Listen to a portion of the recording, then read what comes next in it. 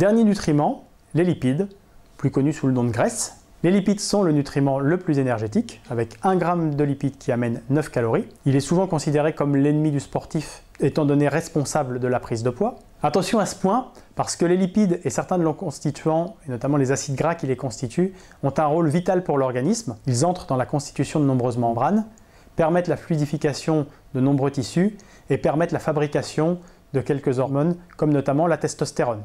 Permettent de réguler l'humeur et interviennent dans les processus inflammatoires et anti-inflammatoires. Comme les protéines avec les acides aminés, certains acides gras sont dits essentiels, c'est-à-dire l'organisme ne peut les synthétiser, et on trouve également des acides gras non essentiels.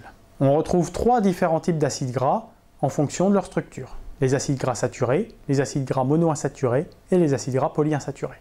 Les acides gras saturés, on les retrouve dans le beurre, l'huile de palme, l'huile de coco, la charcuterie ou le fromage. Les apports en acides gras saturés devront être réduits, représentés au maximum 25% de l'apport en graisse et 10% maximum du total d'énergie quotidien. Ces acides gras saturés ont ceux qui ont l'impact le plus négatif sur le développement du tissu adipeux et sur la santé cardiovasculaire. Les acides gras monoinsaturés, comme les oméga 9 de l'acide oléique, se retrouvent dans les huiles de colza ou d'olive.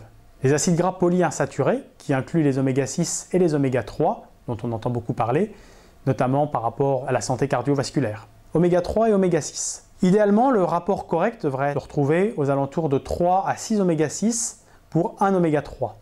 Mais l'alimentation généralement rencontrée dans les pays occidentaux offre plutôt un ratio de 15 à 20 oméga 6 pour 1 oméga 3, c'est-à-dire une grande déficience de l'apport en oméga 3 et un apport excessif en oméga 6. L'idéal sera de changer, de faire évoluer ce ratio en sachant que les oméga 6 et oméga 3 ont des rôles antagonistes.